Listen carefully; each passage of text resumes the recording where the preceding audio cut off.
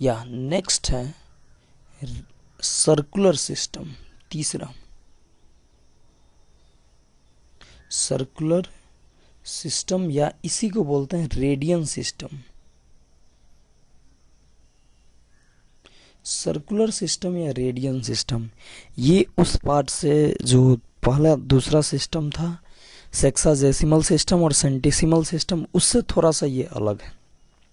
वहाँ पे हम लोग one right angle equal to लिखे थे, तो यहाँ भी हम लोग ये वैसे लिख देते हैं, ये हो जाएगा वन राइट एंगल होता है π/2 रेडियन। ये वैसे थोड़ा देर बाद अभी पता चलेगा। सबसे पहले one right angle equal to π/2 radian है। अब हम वन रेडियन को लिखते हैं, ये क्या होगा, तो वन रेडियन यहाँ पे कुछ अलग तरीके से डिफाइन होता है। देखना है किसी भी सर्किल में, सर्किल का रेडियस मान लो अगर है ये r, और ये r यूनिट आर्क हम ले लें, ये भी r हो जाए, मतलब r यूनिट रेडियस है तो r यूनिट ही आर्क ले लें, तो उस आर्क से जितना सेंटर पे एंगल बनेगा उसी एंगल को बोलेंगे वन रेडियन। मतलब हम लोग कहते हैं कि angle made by an arc of length equal to radius of circle at the centre of circle.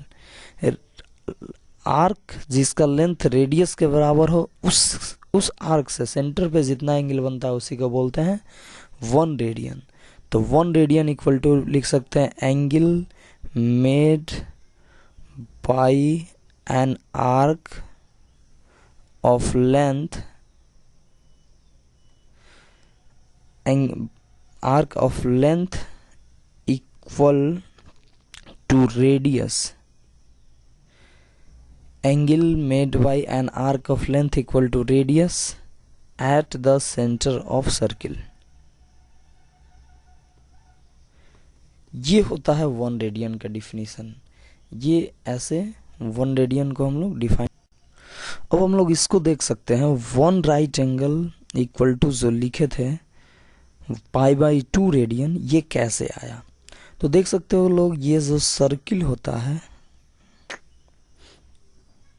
ये जो सर्किल होता है, ये कोई भी हम सर्किल ले लें, इसको हम ऐसे 4 पार्ट में डिवाइड करें, तो ये वन राइट एंगल, ये वन राइट एंगल, ये वन राइट एंगल, ये वन राइट एंगल।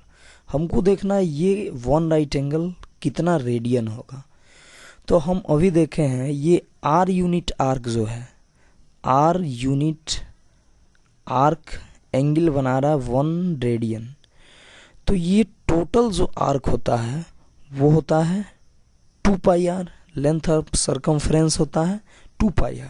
तो r यूनिट आर्क बना रहा है वन रेडियन, तो 2π इंटू r यूनिट आर्क जो होगा वो बनाएगा 2π इंटू वन रेडियन, मतलब 2π रेडियन।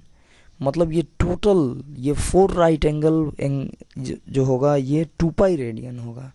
लेकिन हमको 4 नहीं 1 राइट एंगल चाहिए, तो 4 से यहाँ पे डिवाइड कर देंगे, तो ये 2π r/4 यूनिट आर्क, मतलब कि ये इतना सा आर्क जो होगा वो सेंटर पे बनाएगा, ये 2π/4 मतलब π/2 रेडियन।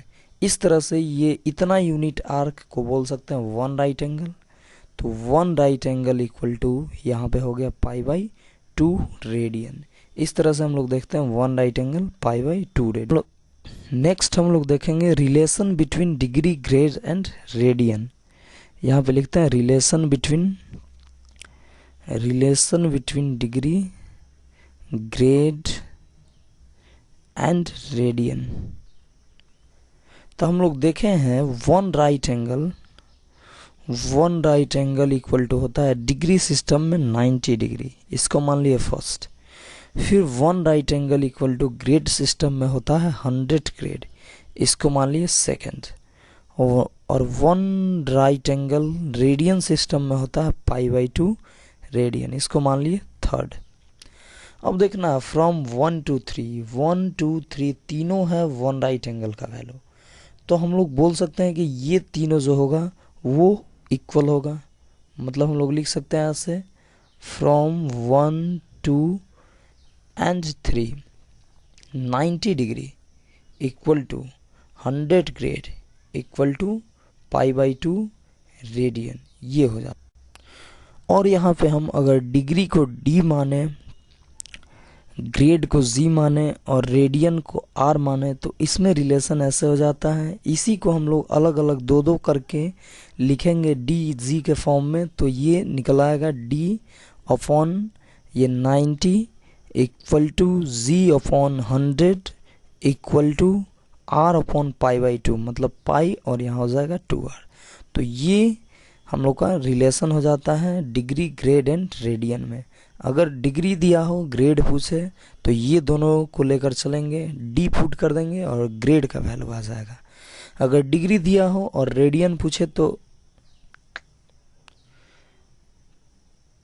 हम लोग ये दोनों को लेकर चलेंगे और ये आ जाएगा, ये दोनों को लेकर चलेंगे, डिग्री फुट करेंगे, डी फुट करेंगे और आर का वैल्यू आ जाएगा, रेडियन में आ जाएगा एंगल।